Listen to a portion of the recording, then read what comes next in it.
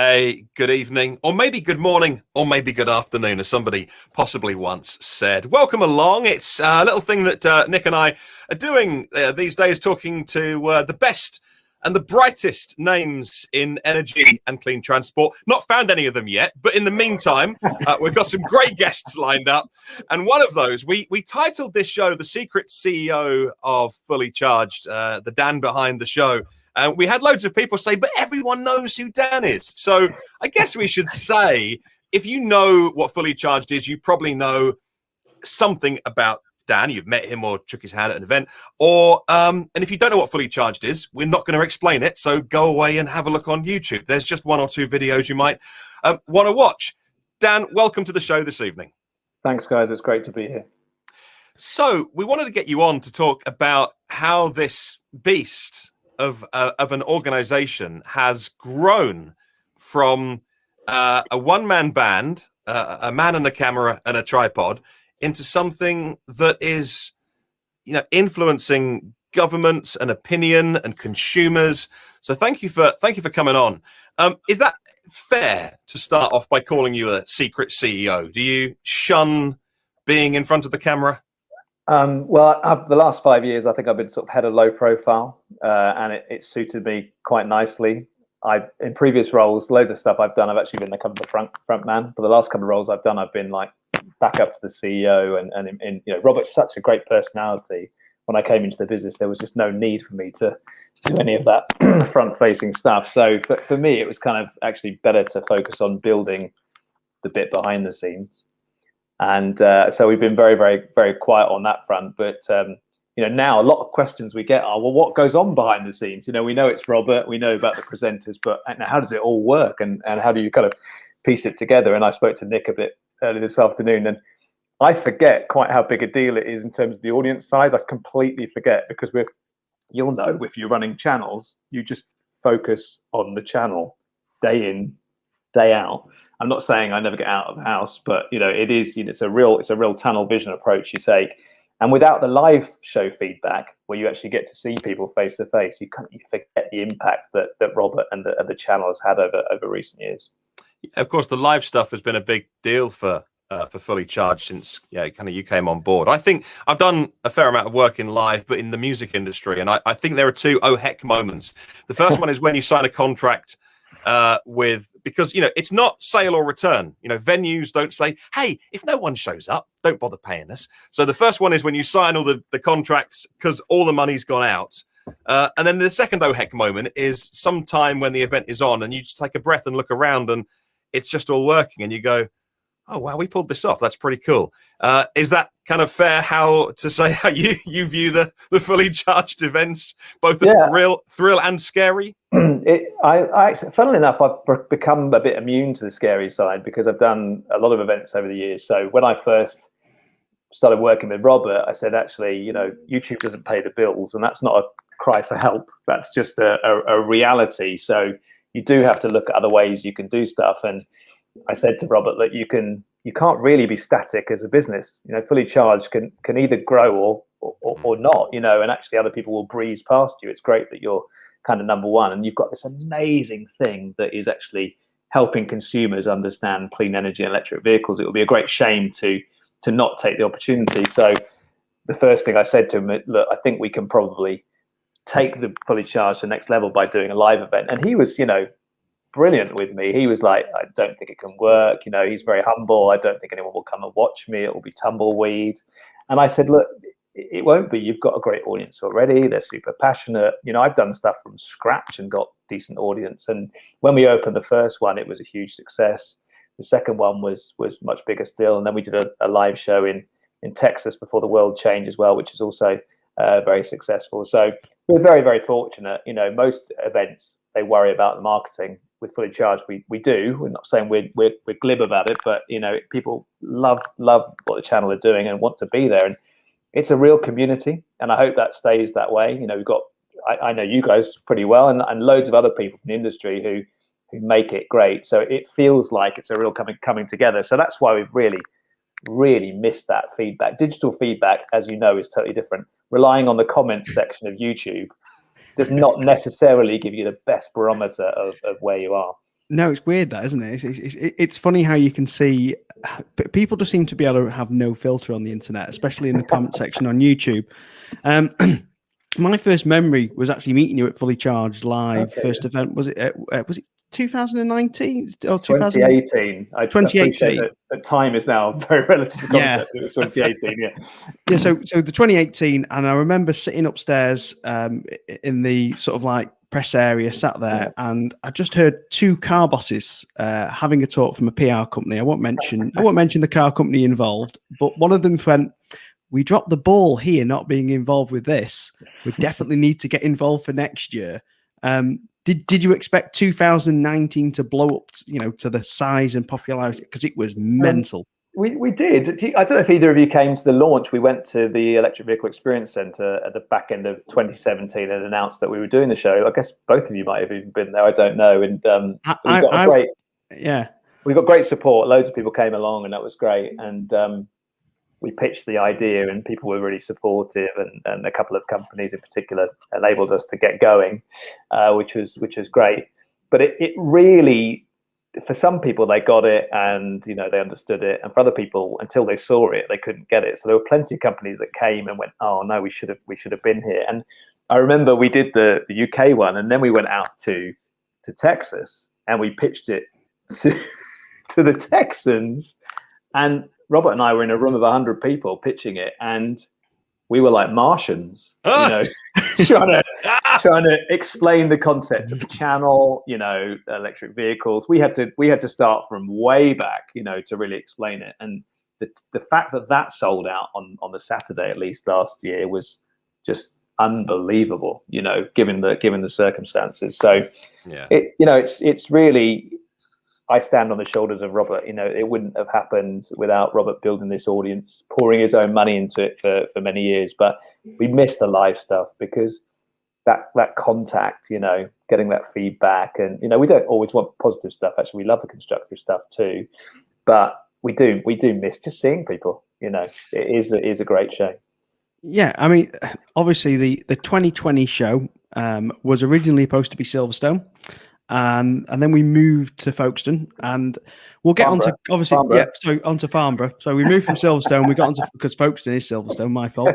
So we moved from Silverstone, Folkestone to Farnborough, and obviously we'll move on to obviously COVID and why that's cancelled. Yeah. But obviously you did a bit of a Jeremy Clarkson here in your move of location, didn't you? Did we? Is that? Well, we it was interesting. We loved using Silverstone. And it was a great place to launch those shows, but we quickly sold it out. Really, and that was the problem. And then we had a big decision to make about where we took the show next, and that was quite tricky actually, because the UK venue scene, if you know it well, we're not blessed with the best venues. I mean, Excel's fantastic, but it's on the wrong side of London. Some might argue. You've got Olympia, which is obviously kind of landlocked. Then you've got NEC, which is good, but probably a bit tired, if I may say so.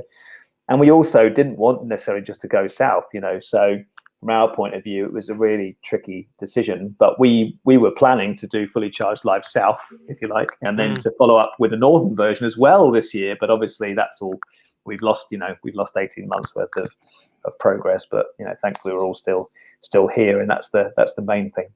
Yeah, I thought it was one of those with Silverstone. One of those really interesting things that when I'm not doing this, I make podcasts for lots of different motorsport, from Extreme E to Formula E. But I also make the Formula One podcasts as well, because I like motor racing, and I don't in the future I don't have any problem with burning some stuff, or whether it's synthetic fuels or whatever, just for 1% of the time, or classic cars, keeping them on the road. If you don't want to convert them to electric, keep them running in the way they were made. So I'm not gonna ring the bell for turning off oil tomorrow. We just got to get most of the job done.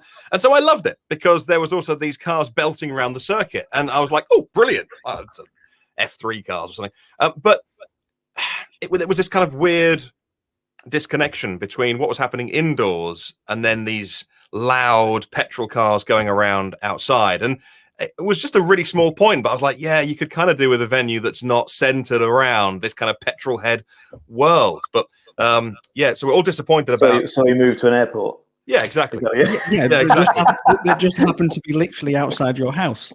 So it's quite close. It is quite close. I mean, from our perspective, we love getting toe to toe and meeting the audience. And the reality is, we see ourselves having lots of different events. You could see the kind of trajectory with Texas. I mean, that was probably braver than doing the UK event in a way, because we're known.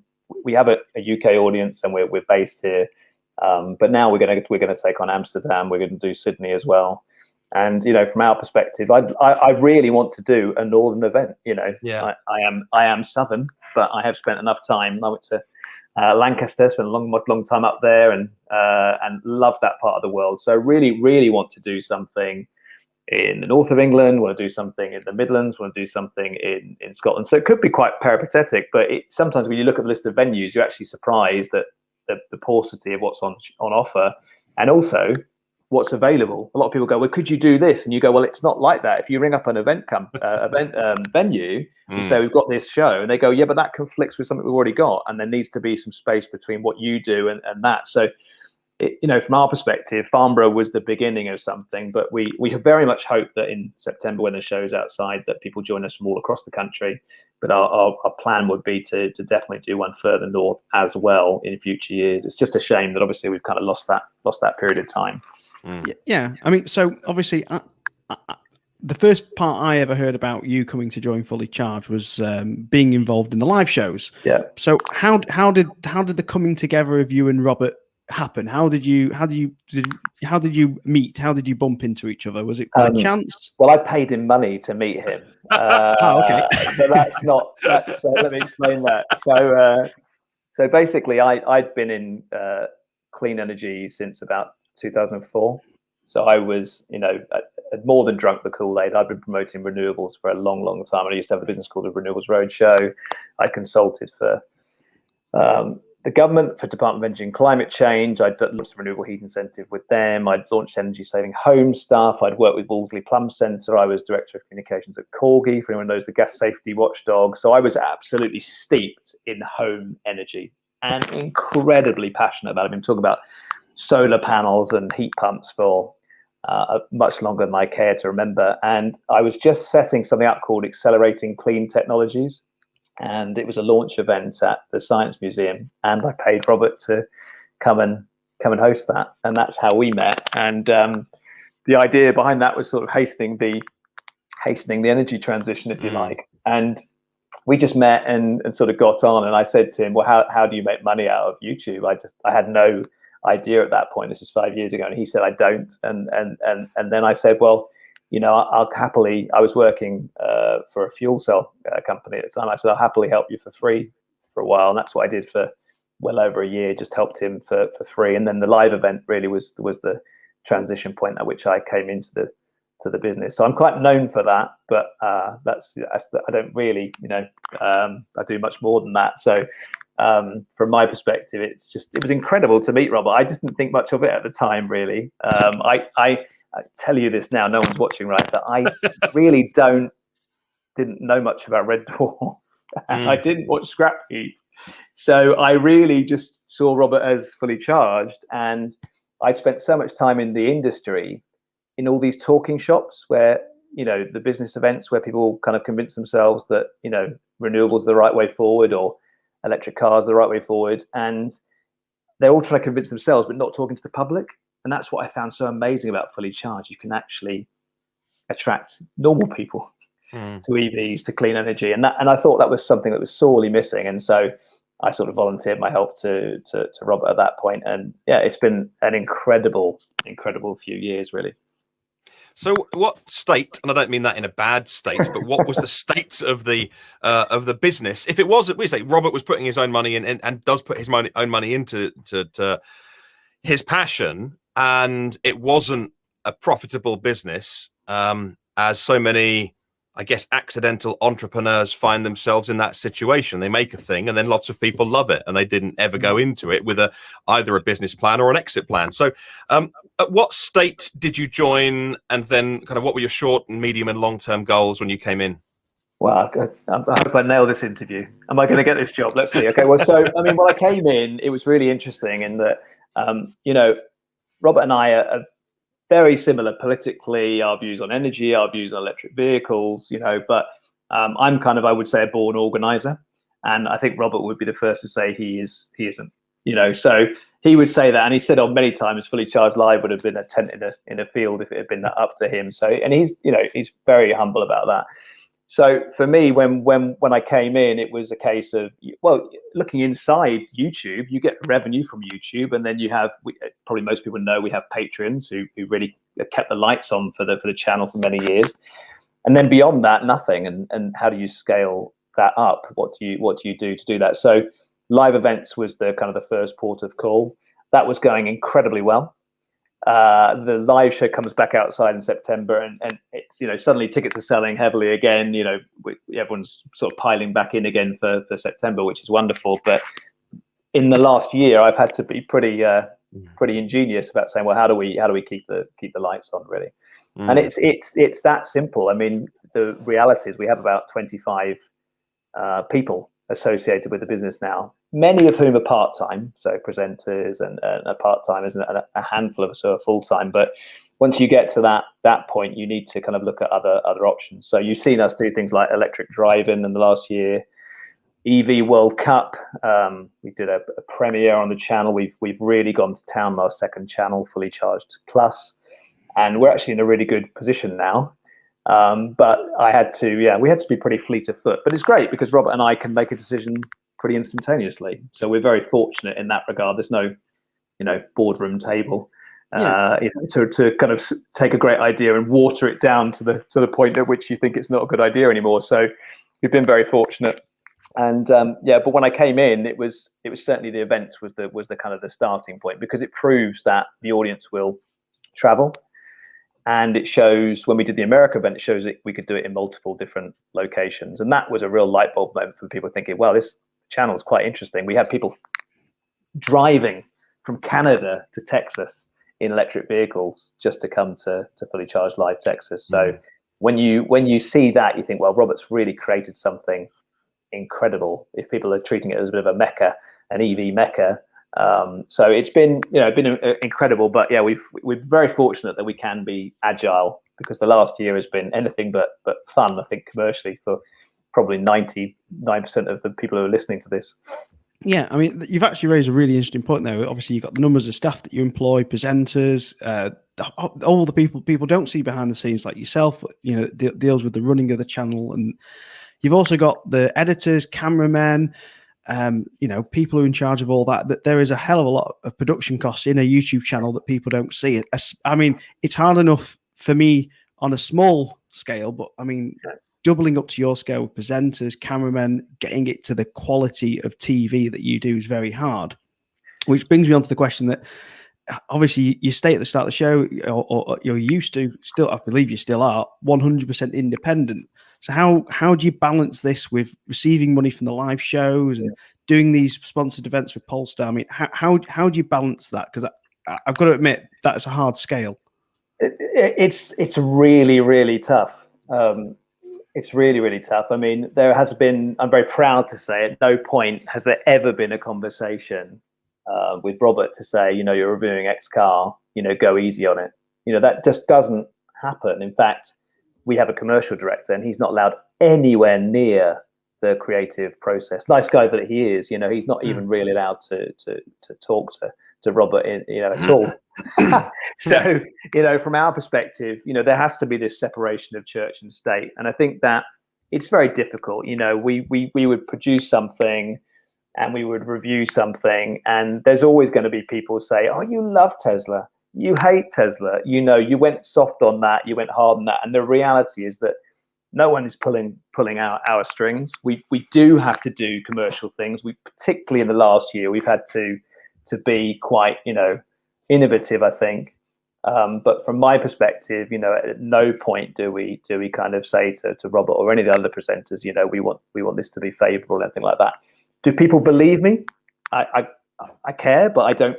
I know that's true, so I can't kind of care too much. That's the reality of the situation.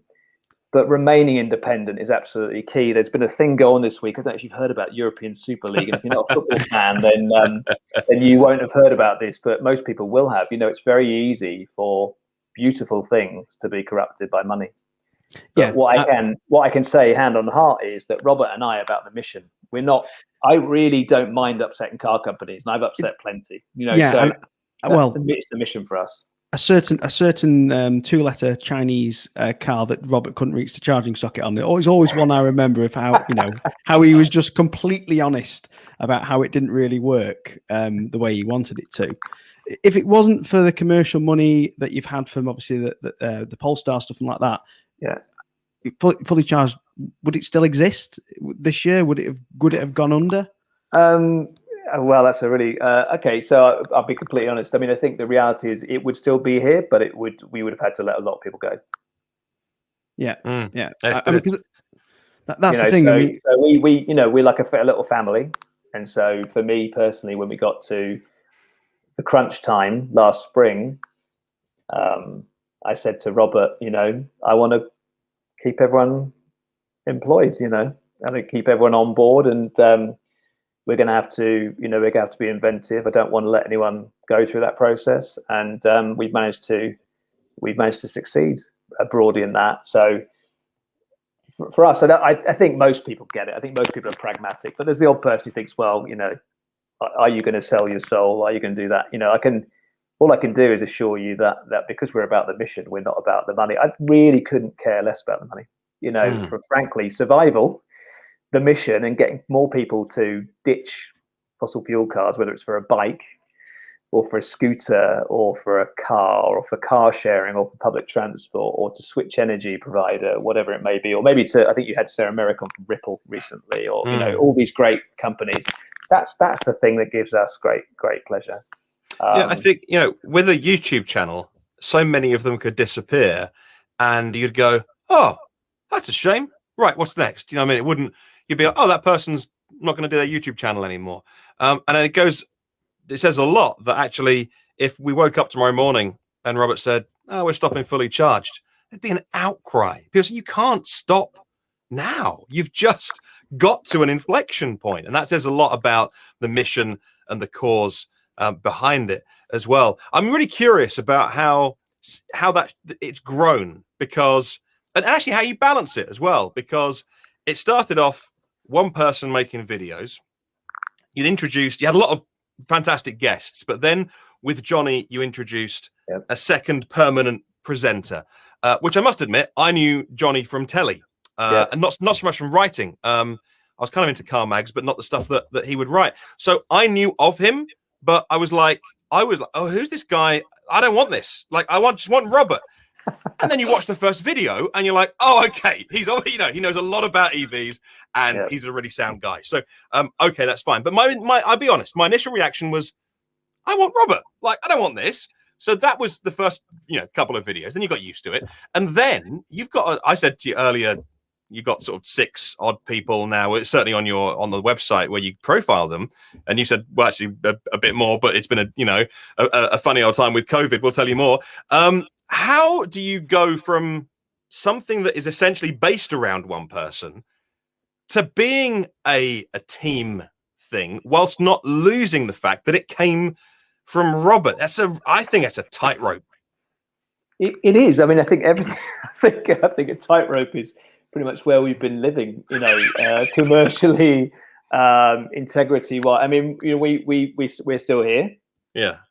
I feel strongly we're independent. We have integrity, and I think about that all the time.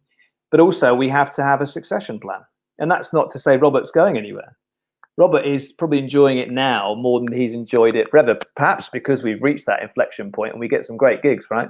And so, from our perspective, one of the questions that's come through a lot recently is, well, how does this go on? A lot of people noticed Robert had a fairly big birthday in March, sort of bus pass type birthday, and I hope he's not watching. And people say, well, how does this move forward? And that was always in our minds. And what do you want to do, Robert? Do you one day want to retire, or do you see yourself as the Attenborough of electric vehicles, maybe donned in a safari suit in 20 years' time? And the reality is that, from his perspective, I think he has got the energy for it and wants to continue to do it, and that's great. But what happened in the last year was crazy, because suddenly we were like, okay, we now can't really travel. So almost all the content of the last year has been in the Cotswolds or China. That was obviously not the plan. Yeah. The majority of the content last year has been cars. And I've said many, many times publicly, it's a clean energy and cars and other vehicles channel. But cars have been easy to film in the last year. Going to buildings, traveling has not been easy. And one of the other things that we did when I first started was I said to Robert, look, I know you're environmental with a small e, and I'm probably environmental with a big E, but you probably can't fly as much as you're going to do if you're going to be taken seriously as a channel. So there were a lot of things going on there, and we basically agreed that actually having Robert as the quarterback, the Ron Burgundy of electric vehicles, handing over to other people around the world would be great, not least because the energy transition is global. It's hard to ignore California. It's hard to ignore Norway. It's hard to ignore China, Korea. So we now have, I think, it's about 12 presenters, actually. About 4 or 5 of them have yet to appear. Wow. Because of the pandemic. But we have 2 in America. We have 1 in Norway, 1 in the Netherlands. We've got 4 or 5 back here in Blighty. We've got 1 in China, and we've also just agreed to have someone in Seoul in Korea as well. So and you can see where we're going with that, So there's a little bit of exclusive for us. And also, Martin, it was 2314, that clip of Robert's A's, that we need to send on Twitter to Robert. There you go, timestamp. It's in there. We've got also one last thing while I'm on the subject of presenters as well. We've had some incredibly talented presenters. Johnny's superbly talented. Helen's superbly talented. Maddie's fantastic, etc. But we're just about to add a new one in the UK as well, who's a car specialist, because I think Robert is a good car reviewer, but reviews a car in a different way probably than most car reviewers. And we want someone who can tell the story rather than just talk about the stats. So we've got someone new coming in the summer as well. So as of July, there'll be a new kind of main car presenter in the UK to do that as well. So we're really excited. So we've been busy over the last year.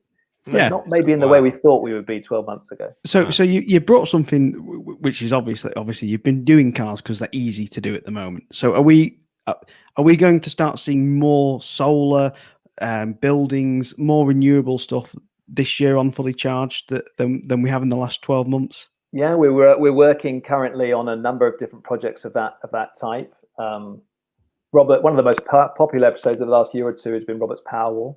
People love that sort of stuff. Same at the live shows, and all the surveys we do of our audience, they're all super keen on not just switching, but also working out how they can generate their own power, their own heat. Actually, I don't want to speak too soon, but I think the revolution towards electric vehicles is happening. I also think that the change from fossil fuel-based power to clean power is happening. And I think a lot of people are looking at their houses now, but don't know where to begin. So we're just start filming a Fully Charged Homes series next week. And we will be putting that out probably in the summer as well. So that's my background. So I'm so excited that we're getting to do that. But yeah, you'll see more home related stuff. And hopefully as we can film and we can get out and about again, more interesting kind of renewables type projects. I noticed that Gravitricity, that great gravity battery, is being trialed in Edinburgh this week, and we would have been up there in ordinary circumstances. So we can't wait to get back into that, which is not to say we're going to ditch cars. Cars are a key part of what we do. Cars are the hero of the energy transition. You probably heard me say that before. They're the things that get people excited about all the other stuff. They're a great gateway into a clean energy. They get most people who get electric cars who have got no interest in green tech suddenly get solar panels after they've had an EV. It's really odd. It's a phenomenon, and we love that, and we work on the other way as well. Lots of people who had solar panels then move into EVs, and from our perspective, you look at energy in a different way. It's not analog anymore; it's digital. You can see it right there, how much you're consuming, what are you consuming, when are you consuming it, and it totally transforms people. So I'm a clean energy evangelist, I think, in many respects, and so I see that as once they've got the EV right, okay, what other things can they do? And I think generally speaking, a year on, people are really open-minded to well, surely if maybe it's the gas boiler the right thing for me to be using. That's a question I get asked daily now whereas before that was the gas boiler was going to be here for till the end of time. But things are changing. It's quite hard with home stuff because a lot of it is long term. Like our boiler is fine, but our hob is really old now. So I was like, okay, so that needs to go electric. So I was looking at the induction hobs, and they all say like 32 amp, and having, when you've had a car installer, a car charger installed, you're like, okay, well that's 32 amp, and that needed a new cable being run, and the government paid for a bit of it, but it was still expensive, and you're like, I'm not normal. Most people would go, well, I can get another 150 quid gas hob and the installer pops it in and that's done.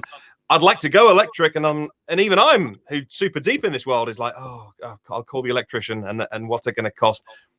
For most people, we need to make it easier. Let's get on to policy. You've worked in this area before. You're an expert in this area. I just got my Green Homes grant voucher through, so I just about got in on the last day of it. So I'm going solar hot water.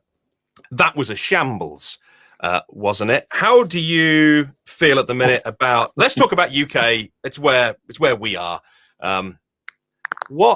How do we create good policy that makes it easy and isn't just this mess of we're spending all this money 6 months later, we got it wrong, so we'll put it somewhere else. Have some loft insulation. How should government do this? Well, you've touched on the subject, which I probably have more opinions on than anything else, unfortunately for you. But I mean, the short answer. I mean, this home series we're doing at the moment is 6 parts, and it starts with energy efficiency and goes right through to heat pumps and other heat, that covers off, as I say, energy efficiency, cheaper measures, because in the world at the moment it's all expensive electric vehicles, expensive stuff. So we want to go through cheaper measures. Talks about hot water. All those things. So we were looking forward to doing that. But in terms of UK policy, I was very close to the renewable heat incentive in the UK. I was relatively close to the Green Deal, if you can remember back a few years. And they're not so very different to what's just happened with the Green Homes grant. And it's really tricky, and I'm going to try and summarize this quickly so as not to kind of bore you, but government don't understand it.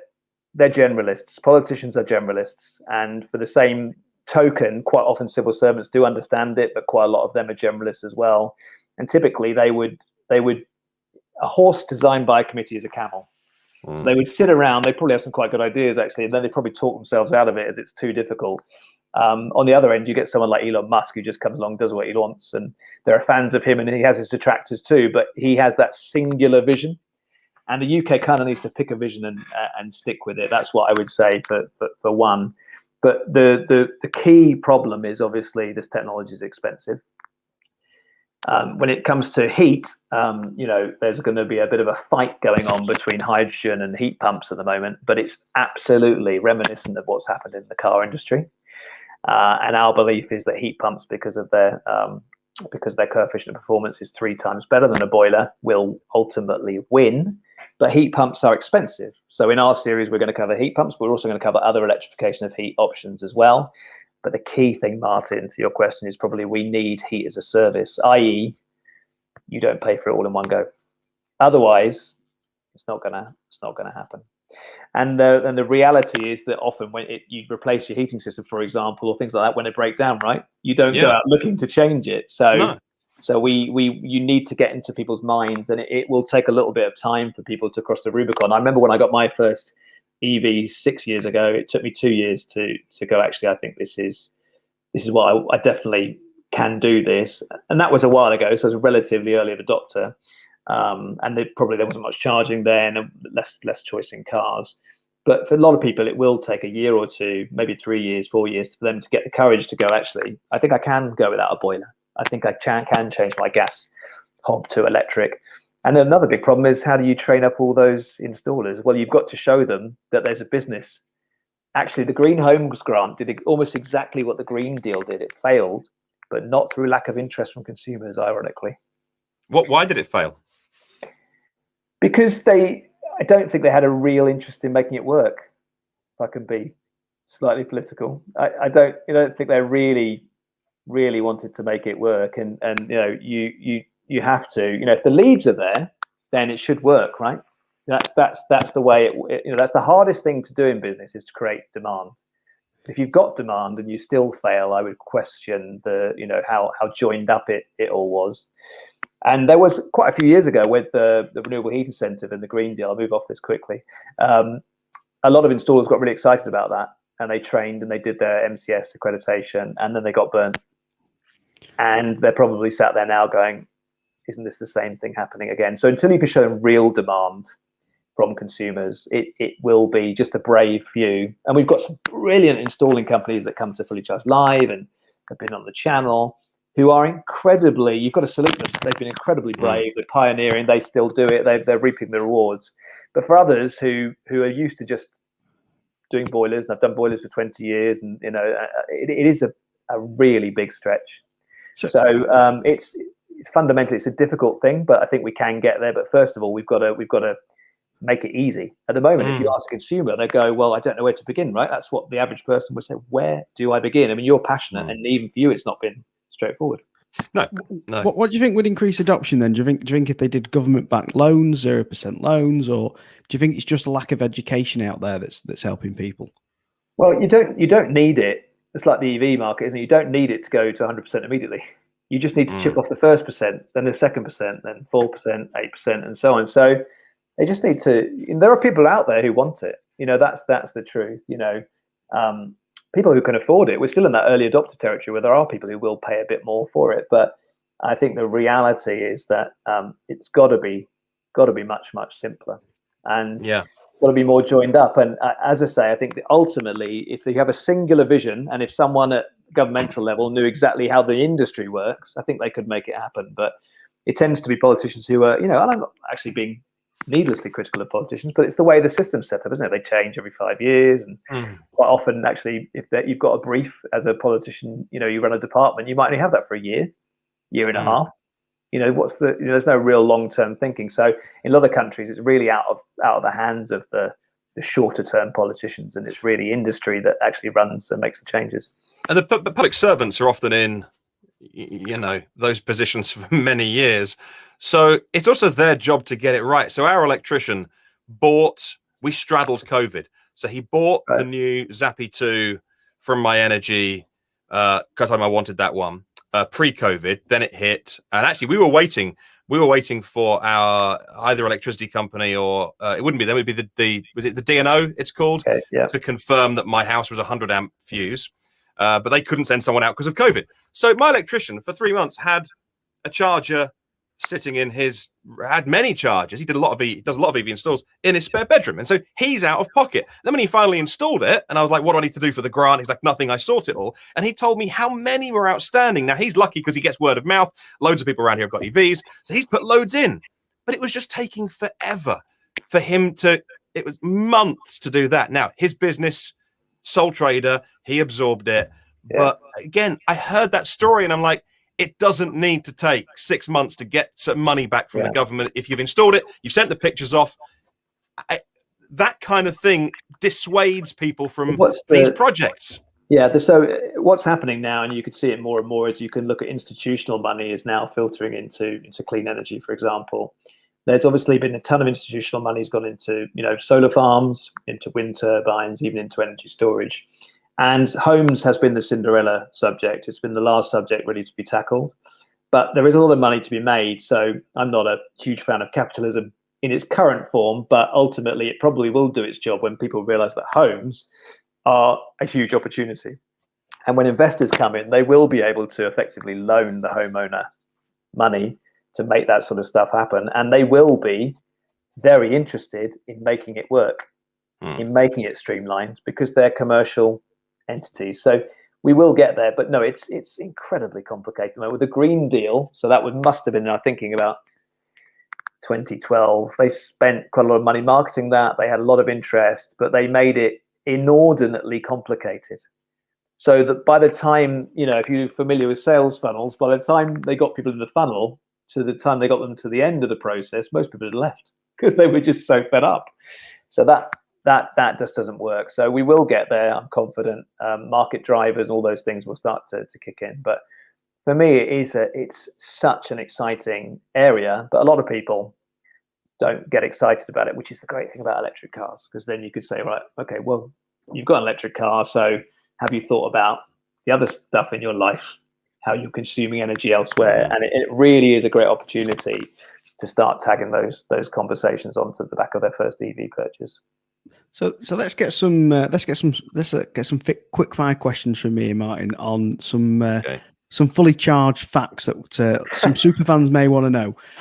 What's the funniest thing that's ever happened behind the stage with you, Robert, or anyone else that you know behind the scenes? Oh my God. It is absolutely hilarious working with Robert. There's no question about it. There's always something that goes on. I'm just trying to think of one that's not maybe a bit rude, a bit ruder, but a bit pad desperately. I mean, I think it is funny just to be around him. When we first went to Fully Charged, he's so polite as well, though. He's polite but sweary, I would say. Polite but potty mouth. Perfect. It's a good combination. But we went to Fully Charged Live, and he was too polite, really, to tell a lot of people who were asking for selfies and things that he needed to go to the toilet. So he made it to the toilet. That's not where the story is going, but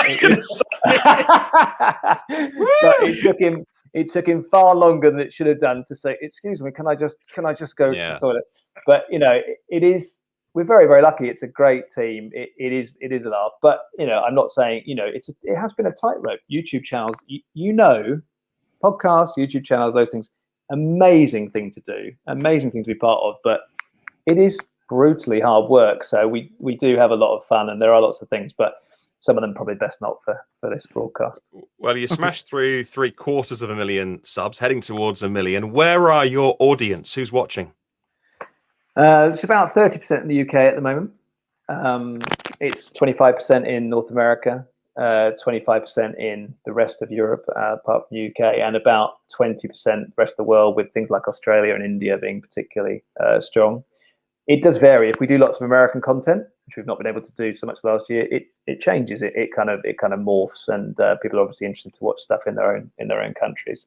So that's where we are. I think we've probably shared some stats on Twitter, Nick, about how male or female our audience are, and again, it's probably no surprise to say ours is something like 96-95% male, and we're trying to work on that, but it's quite hard, I think, because of the topic, which is a real shame, I think. So we are trying hard to change it. But Nick, you've got a couple more percent female watchers, I think, than we have. I'm usually about 1.5% more than you. not as competitive. I'm not too competitive. I think I'm about I'm the highest I've ever been at the moment. Lockdown actually brought it up, so I think I'm about 7% female audience at the moment, which is the highest I've ever been.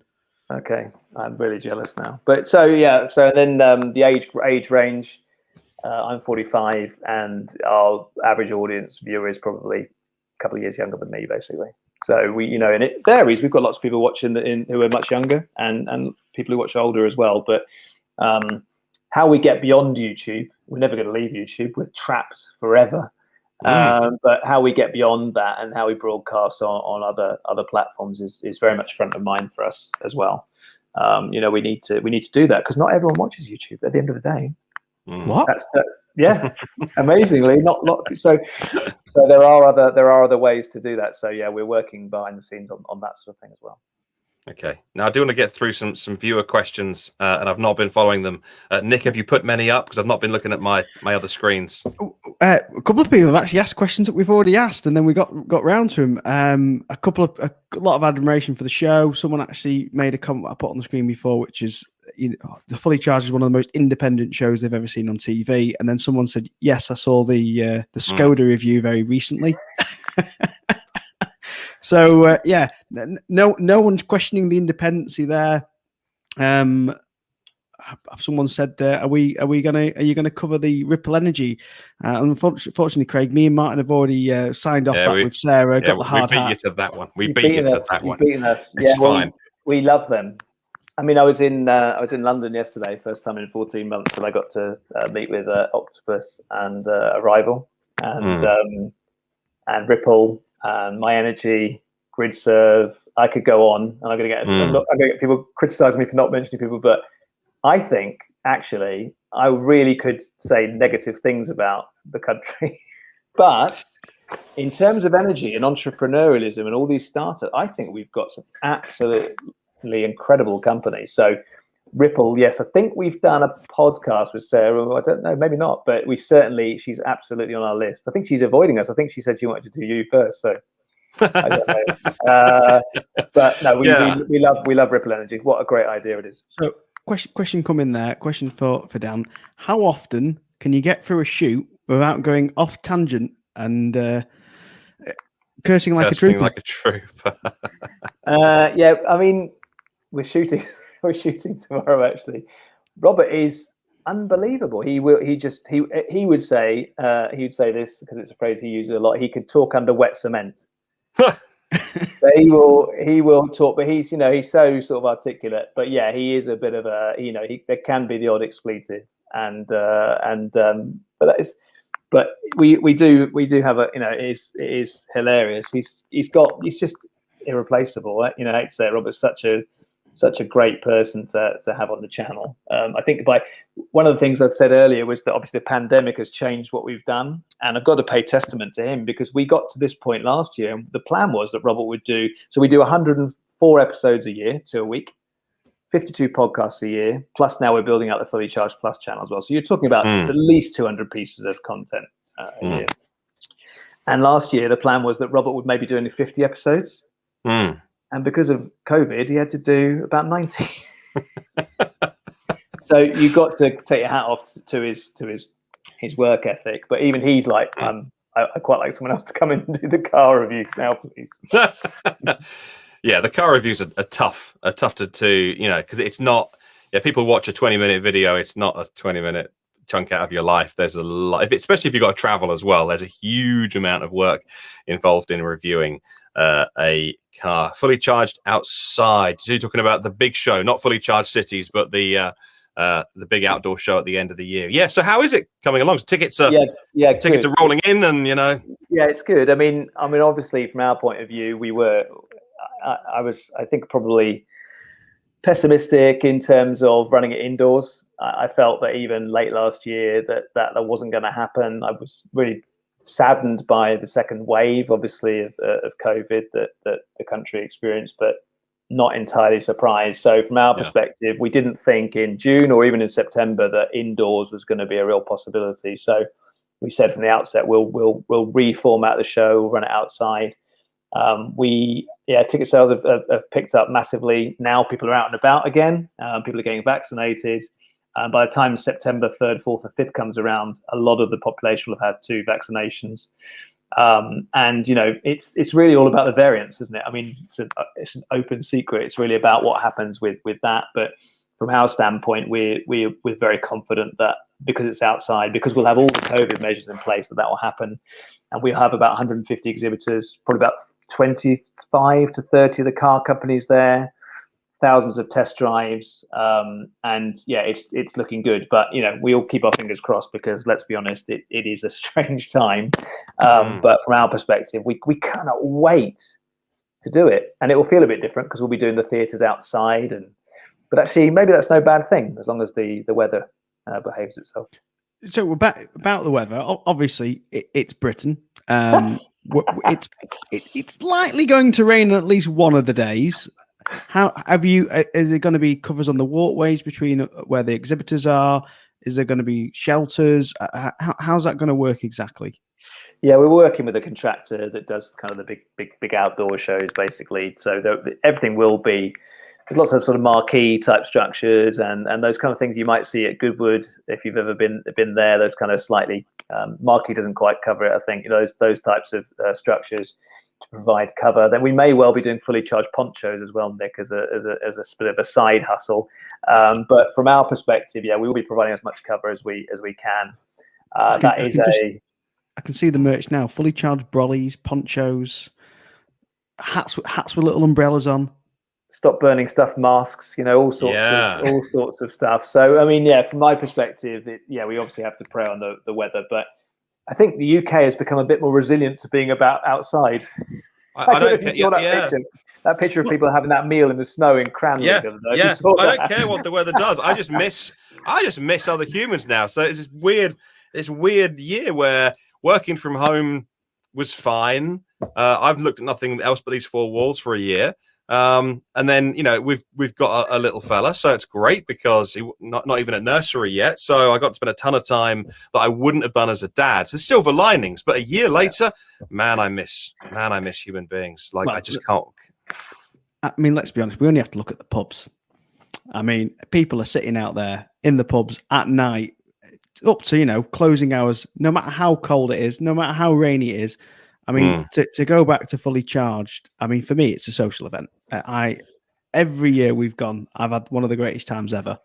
I've never seen the whole show. The first show, you know, it was smaller than the second show, and I never got around everywhere. The second show was so big, I'm sure I didn't see one part of the building because I didn't go. I just didn't have to, because it's such a large show. And I mean, I was there all for the full 3 days. I never left. I was there till, you know, morning till night. Yeah. And it's just such a. There's so many people to talk to, so many like-minded people. The talks are just amazing. You know, some of the people, some of the guests you get, some of the talks you have. I am so excited. And we can't wait to do it again, and it will be, you know, fully COVID safe. It'll be outside. I think people, as I say, people are a bit more resilient about the weather now. We just cannot wait to get back and to see everyone and to deliver that. And what's more, that intervening 18 months, or what would have been 15 months by the time the second show comes around, a whole lot more people are interested in electric vehicles and clean energy now than there were before. So it's really, we're pretty confident really that it's going to be quite something, and we can't wait. What are the really big videos you've done in the last year? I'm thinking, when was Arrival? I remember I looked recently at that one, and that had just had a ridiculous amount of views. Yeah, that was great. We were so excited to do that, and we're going back next week. Are you? Yeah, we're going back next week. So you know, we covered the van, obviously. Covered the van then, and since then they've done the bus. They've got quite an interesting car they're involved with as well. I don't know if you know about that. And, can you hurry up and do that video soon? Because I bought quite a lot of Arrival shares. Oh no, Nick and his shares. All he talks about is some not dodgy, but he's got some referral code. Yeah, as well. So it's a good. I don't. Neither Robert and I invest, and we make that a point of not investing. Probably because A, would be crap at it, but B, because it's not appropriate for us, I think. But I had someone I know who invested in Arrival, and they said to me, they said, "Is it real?" Because there's a lot of that, right? That if you're familiar with the parlous tale of Nikola Motors, there's lots of you know, reverse mergers and SPACs, and lots of, you know, Ponzi schemes and companies taking in money and the rest of it. But I was at Arrival yesterday. It is real. I'm going back next week for the filming, and that's one of the British firms that is really super exciting. So we're looking forward to doing that. So that was very popular. And then, you know, I think it's probably only fair to say so, the interest in the Chinese episodes has been huge. Yeah. Huge, and bigger than we probably anticipated. You had your Chinese correspondent at the the motor show the other day, didn't you? The Chinese motor show. Did he film anything of the lady jumping on the Tesla? I don't know if he got that. But he certainly got a few episodes worth there. Tomorrow we've got an episode coming out from him. He went back to Shenzhen where he saw 16,000 buses. I don't know if you saw that episode. He went back to Shenzhen and visited BYD, Build Your Dreams, and he looked inside their factory. That comes out tomorrow. And yeah, we've got someone in Korea now. It wasn't meant to just be China. It was meant to be Korea and Japan as well. But obviously Elliot's kind of stuck in China only. But it's a very, very, very nuanced subject, the subject of China. I'm well aware of that. We talk about it often internally. But when you have a channel which is dedicated to the energy transition, the move away from fossil fuels to clean energy, not covering Asia it's almost impossible. Yeah, so, I mean, you have to make these decisions. Like one of the more recent podcasts on the Fully Charged Plus channel was you were filming in Milton Keynes already. So Robert popped into BP Pulse, sat outside in the gardens and talked through what is the strategy of an oil company moving into energy. And he didn't shy away from it, but equally, he didn't labor it. He was just like, well, you and Shell are making the big moves, but you're making your money from oil, but we can see where you're heading. And it was a positive, constructive conversation without pretending that, like, it didn't, that, you know, where Charge Master came from. It's a very different beast now being owned by, an oil company. What are some of the more exciting things you see happening over the next couple of years? You've covered things like GridServe, which was an amazing coverage you did of that. I got that one really wrong because I was being pitched GridServe by the PR company for ages. And I was like, can you just send me a picture of like how the site's coming along? Like, I'd love to see it. Or they're like, no, we can't send you anything. And I'm like, well, they've said they're going to build like 100 sites. Like, run the maths on that. It's massively capital intensive, as much money as Hitachi's got. You're full of BS. Like, this is all fake. Just send me a picture. And like, we can't. And so I'm so pleased you got, and I got that. I've apologized so many times. I got it wrong. GridServe has done an amazing job. And you really supported. That was a great video. The Rivian stuff you've done. Again, a lot of these startups have got nothing to show at the time, but you back them and they do come through. Yeah, well, I mean, look, we want people to succeed, and that goes from the establishment players to the newer players as well. There's obviously something particularly shiny about going to Rivian or Arrival or GridServe and those types of companies, and we'll clearly continue to follow those. But we're quite excited by what VW are trying to do, which is turn that huge business into an electric vehicle business. I think that's exciting as well. And BP, it's really interesting. I mean, they are investing. Some would say not enough, but when they've got good clean energy stories to put forward, we like to cover that. There are others that are laggards, right? We don't cover them very often. Think about, let's say, about Exxon. You don't hear much about what they're doing. So, I mean, from our perspective, if people are trying, that's fantastic. You'll never see someone selling gas boilers though at Fully Charged Live, or selling petrol or anything like that. We make sure that stuff doesn't, they can only come and present the stuff that we kind of support. But there's so much exciting stuff. We're really excited about Korea. We think Hyundai and Kia are going to do incredible things. We think they've really hit their stride. The China story is unfolding in the most incredible way, and we do think that the cheaper, affordable EVs from players like XPeng could have quite a big ripple effect in Europe. In Europe, we're obviously fascinated by Norway, but that's starting to ripple outwards now into the Netherlands, into Germany. I mean, Germany, what a fascinating country. So steeped in industrialization based on fossil fuels, and now they've got the Tesla factory being built near Berlin, and their car companies are trying to reinvent themselves. And then in the UK, we're very fortunate, lots going on there. We definitely want to do more in Scotland. We mentioned Brewdog, I think, before this podcast began, and that's an interesting topic we'd like to cover. And then North America, there's tons going on. We'd definitely go back to Rivian in a big way. We've got some plans with them. And then we're really keen. We are eyeing up the solar farms in Morocco, and we're eyeing up the fact of going and talking about solar panels off-grid in Africa. And we're thinking about going to see the Tata Nexon in India and things like that. So we're sort of chomping at the leash, if you like, to try and get out and tell those stories. But I mean, what an incredible time. The energy transition is one of the few things that you can get really, really optimistic about. Man's ingenuity, it's obviously terrible that we're in the situation we are with air pollution and climate, but man's ingenuity, when we really put our minds to it, can be quite something. We just need to go faster. So one final question for me, Dan. Big question. You talk about, selling things and obviously not selling gas boilers. The big question everyone wants to know about the Fully Charged Live show this year is, will you be selling vegan food this year? Yes, there'll be vegan food there. I mean, it was funny. We went to Silverstone. We said, by the way, our audience all love electric vehicles. Ergo, they're a large percentage, larger than any percentage you've ever had at any event, are going to want vegan and vegetarian food. And of course, Silverstone probably more akin to like red-blooded motorsports. Probably hadn't heard that before, didn't believe us, and then promptly ran out after about an hour and a half. So we've ran that home to Farnborough, and it's interesting how those topics are now becoming something people want to talk about as well. And hopefully over time we can, we've done episodes on things like that. Hopefully we can start to talk about that sort of stuff, and some of the more future gazing stuff like Tomorrow's World would do as well.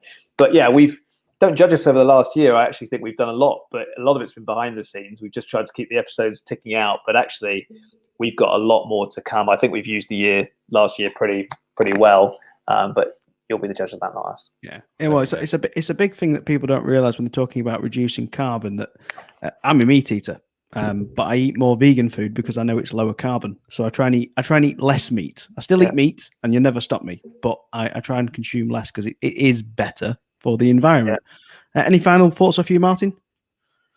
I think that's that we've hit our hour and we've taken up a lot of Dan's time, and maybe Dan is now the not so secret CEO, co-CEO of Fully Charged, and he did tell us that he's got his new microphone because he might be doing a little bit more. So maybe it's not the last time you've seen him on screen, or his voice on a podcast or something. Who knows? Thanks, guys. It was a real pleasure to see you. Thank you. It was a pleasure to have you. Brilliant. Thank you very much for everyone watching. Thank you for your comments. There's been so much that we haven't had a chance to get to. I can't imagine anyone watching isn't subscribed to Fully Charged, but if you're the one, make sure you go and subscribe. Check out the Patreon page and also their join option on YouTube to support that channel. And we'll all see you later in the year when we catch up in person with real human beings. It's been lovely to chat, Dan. Hey, thank you so much, and we'll talk again soon. Thanks a lot. Thank you.